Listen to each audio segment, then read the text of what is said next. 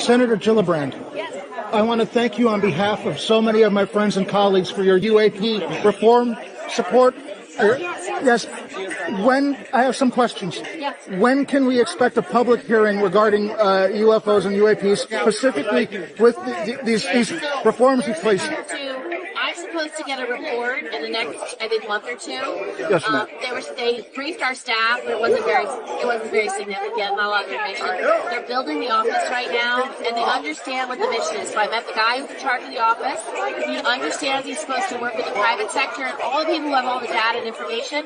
He's also asked to go back and look at all of the archival data. He has not been able to get access to it.